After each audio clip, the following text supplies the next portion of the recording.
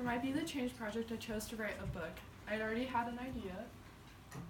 I had been planning to write for a while. It was sort of the perfect chance to be forced in a way to accomplish something I've been aiming to do. My goal was to have 20 chapters by the end of this project. Because of busyness, I switched it to 15 chapters. I began writing when we started the project. Later, I got a little behind on my goal, so I had to catch up over Christmas break. I wrote daily for a while in January and got a lot done. Then I got stuck with writer's block around March. I was at chapter 10 when it happened, and for the next 2 months, I added about a couple sentences because of my writer's block and busyness of school. Currently, I have about 14,000 words and 66 pages, which is about 1/5 of what I'm aiming to write, a 80,000 word novel. I'm disappointed that I wasn't able to achieve my goal of 15 chapters, but I should be able to finish it over the summer. In the article, 10 Ridiculously Simple Steps for Writing a Book, Jeff Goins states, set a time to work on your book every day. Consistency makes creativity easier. You need a deadline to do your work. That's how you finish writing a book. Setting a daily deadline and irregular writing time will ensure that you don't have to think about when you will write. When it's time to write, it's time to write. When I was actually able to sit down and write consistently, I was able to accomplish a lot. My book made a positive influence in my life when I was able to write continuously. I felt better about the book and was definitely more successful. Additionally, I already had a plan or idea in mind. It was much easier to write that chapter.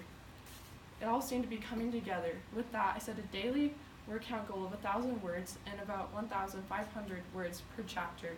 This seemed to work when I had the time and was really motivated to finish the day's writing. When not writing daily, I chose to write randomly or write a few sentences here and there. Alexander Chang says in the article, Research for Fiction Writing, that you realize a lot of preconceived notions that you have of what's good in your own work is just as arbitrary as thinking other people's work is bad. J. Robert Lennon says, it's hard to put your finger on what makes a really good piece of writing good and what makes a failed piece of writing a failure. It's been interesting for me to have to justify my opinions. This has been interesting for me to take into account as I read and as I write my own book. There are things in my writing that may not appeal to others when revising and editing. That's something I've been thinking about. Is also a reminder just to write and not worry about editing, because eventually it will be edited. When I had writer's block, I focused on the same chapter for a while. Later I realized it would just be better to write another part of my book instead of focusing on the part giving me trouble. I did this a couple times and was able to come back to the part and fix it up. This also helped me to get other ideas written. Another way I dealt with writer's block was just trying to push through it. I would sometimes just take a break and look at it the next day.